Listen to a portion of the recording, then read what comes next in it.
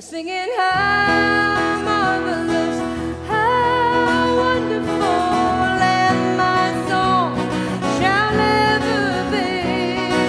How marvelous, how wonderful is my Savior's love. The name of my publishing company for 20 some odd years has been Homegirl Music, and that's really who I am. I'm a homegirl.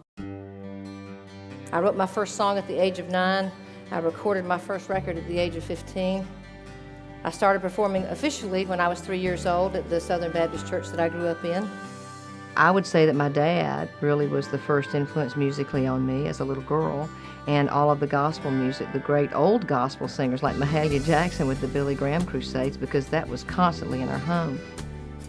That culmination of gospel and rootsy rock and blues kind of made me who I am as a singer, and that's what I brought forth with me now into helping other people and into understanding who they are as artists. So it's not just about making records, it's about making differences in people's hearts. When people ask me about Jan Smith Studios, I always have to tell them, you know, there's a lot of wonderful work that goes on in my name, but this is not really about me, and I never had this plan. I was real busy pursuing my own dreams while God was busy providing all that I needed to do His work when I was ready. One of the fun things for me is I've been able to not only go behind the scenes with a lot of the artists that I work with, certainly Justin Bieber being one of those right now.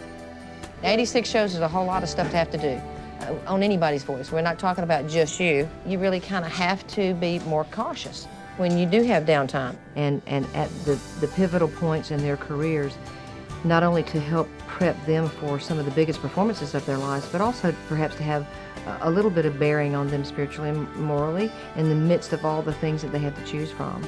And I've found the same thing is true when I'm able to go into churches and work with worship teams to make them better, to lift them up so that they are able to do better at what they do. Working in the music industry has provided a lot of lessons for me, many of which I'm sure God has had a hand in the irony of, because I tend to learn best that way. But it always amuses me, nonetheless, at how He's weaving me all along.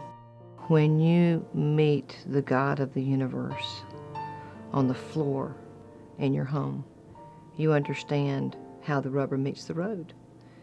For me, it was a point of personal desolation and desperation that brought me to the point of relinquishing the control that I thought I had.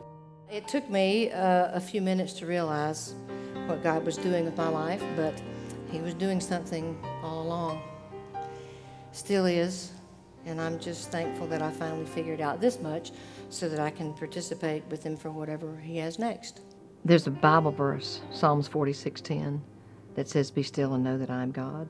Not I am God, not anybody else is God, not music is God, not who you think you are is God, but that God is God. And I've decided to bring that into fruition, not only in my life, but in the ministry that I'm pursuing around a book that I've written called Run the Other Way, which is a collection of vignettes having to do with an adulterous relationship and a life lived without restraint. The sin of that and rooting it out of my life and how ugly that really was and can be, and also God's great redemption on the other side of that. It was there that my world began to crumble. Not fast, mind you, and not at first, but crumble just the same. I am able to go into places where other people may not be able to tread, with artists, with women, with men who are committing adultery, etc., because there too I can reach them where they are, or I can meet them where they are, knowing full well that I've been there, and I can say, you know, God can redeem this situation. There's nothing in this situation that's greater than our God. But what does infidelity really look like? Nowadays it's pretty easy to see. It's everywhere. Pornography is a $300 billion business. You can cheat on your spouse at home in the next room on your computer.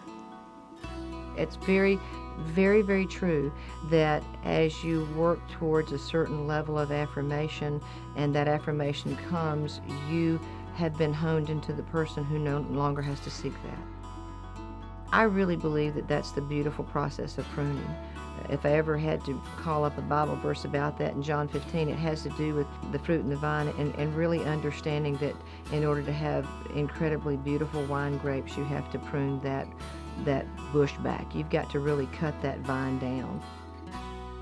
I would ask you to pray for the ministry of the book that I've written so that it will reach far and help others to heal the broken places in their lives as well. I want my epitaph to read, she came, she made noise, and she left. Because the Bible says make a joyful noise, and I think I've certainly made some noise. You know, in a good way, I hope, in a way that will be remembered in helping other people. But noise nonetheless. I raised my voice up.